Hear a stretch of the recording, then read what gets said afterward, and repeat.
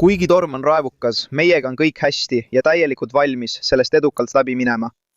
Ja nüüd suure kindlusega on meil tugev pikaajaline plaan, strateegiline plaan praegu ja täielik ettevalmistus, et peagi esile kerkida.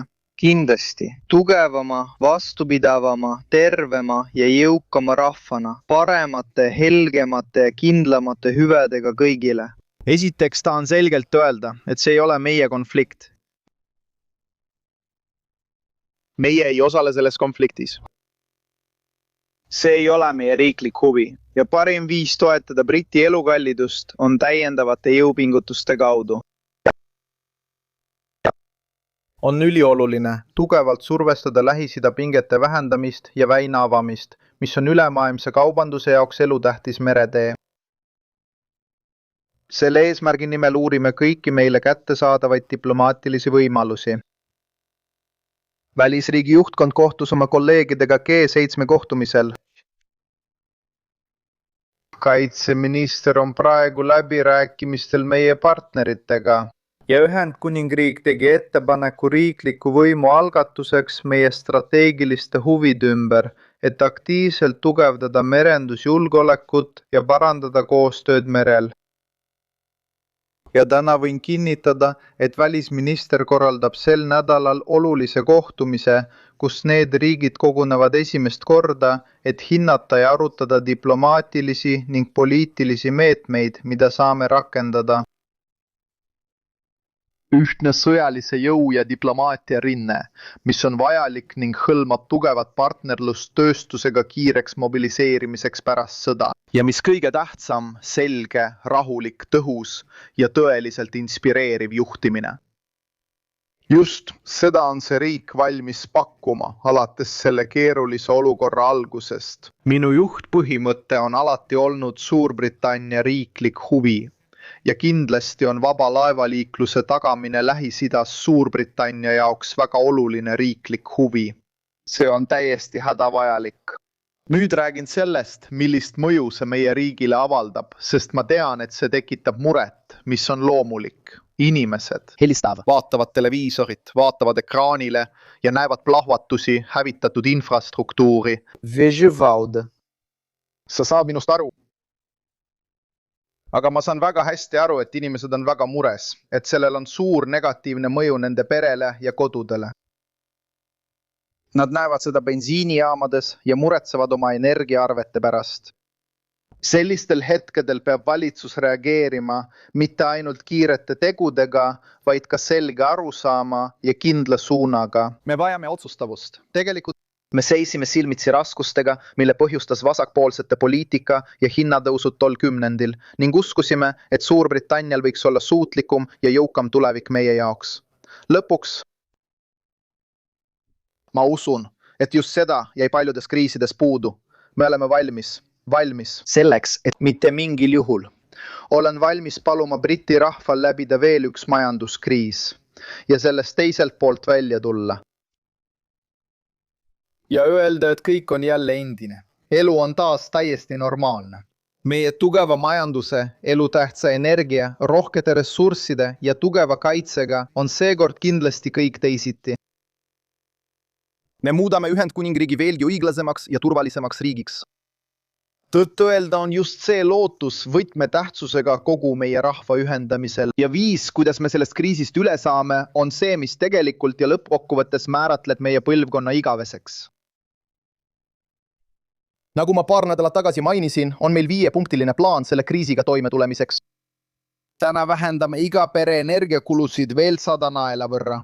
Lisaks pikendame kütuseaktsiisi vähendamist septembrini ja jälgime seda keerulist olukorda iga päev, väga hoolikalt ja tähelepanelikult. Taas võtame kontrolli oma energiajulgeoleku üle, investeerides tugevalt puhtasse ja uuenduslikku Briti energiasse. See on ainus õige viis lõpetada Putini ja Iraani režiimi põhjustatud äärmuslik hinnakõikumine teie arvetel. Ma olen väsinud nägemast nii suurt kõikumist teie energiakuludes rahvusvahelise turu tõttu. Kui me haldame energiat kodumaistest ja jätkusuutlikest taastuvatest allikatest, muutuvad arved kindlasti palju stabiilsemaks ja väärtuslikumaks. Ja lõpuks, nagu ma ütlesin, jätkame pingutusi Lähis-Ida pingete vähendamiseks. Aga vaadake üks asi. Siin on veel üks äärmiselt oluline argument, sest kõik need meetmed on osa laiemast pikaajalisest plaanist, et muuta meie riik turvalisemaks ja vastupidavamaks šokkidele.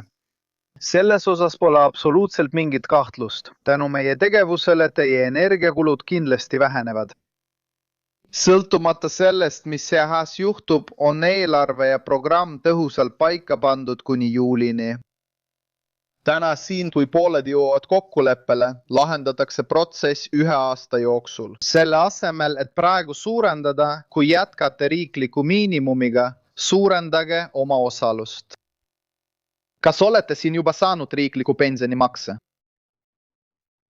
Sel nädalal lõpetatakse 2 lehekülje pikkune Iiri dubleerimine, suurendades töö kaudu vaesusest välja tulevate inimeste arvu 450 000 võrra. Teed rajavad töötajate kaitsemeetmed tuuakse sel nädalal peagi seadusesse, andes olulise panuse majanduslikku turvalisusse. Mõned inimesed võiksid öelda, et siin pole midagi uut. See oli juba varem planeeritud. Muidugi, ma ütlen jah. Ja see ongi täpselt minu mõte. Üldine mõte. Alates sõjast Ukrainas. 2022 aastal oli kõik, mida ma poliitikas tegin, vastus sellele uuele ja ohtlikule maailmale.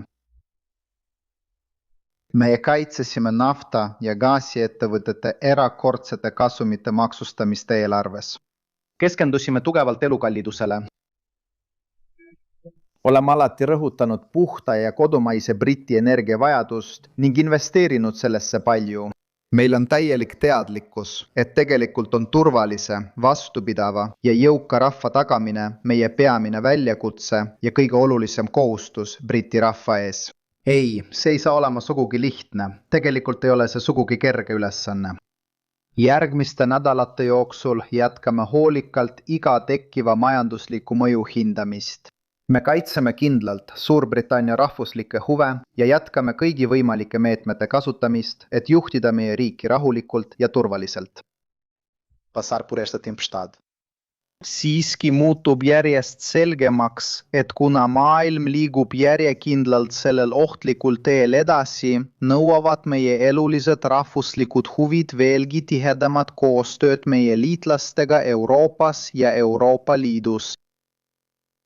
Samuti teeme märkimisväärseid edusamme olulistes valdkondades nagu põllumajandus, elekter, heitkogused, kaubandus ja teised olulised sektorid. Kuid nagu rahandusminister õigesti ütles, on Brexit põhjustanud meie majandusele sügavat ja püsivat kahju ja olulised võimalused tugevdada julgeolekut ja vähendada elukallidust on nii tähtsad, et neid ei saa eirata.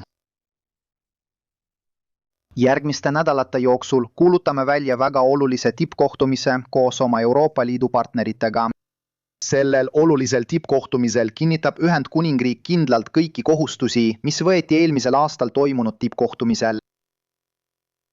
Meie eesmärk on suurem ambitsioon, sügavam majanduslik ja julgeolekualane koostöö, mis oleks intensiivne ja strateegiline.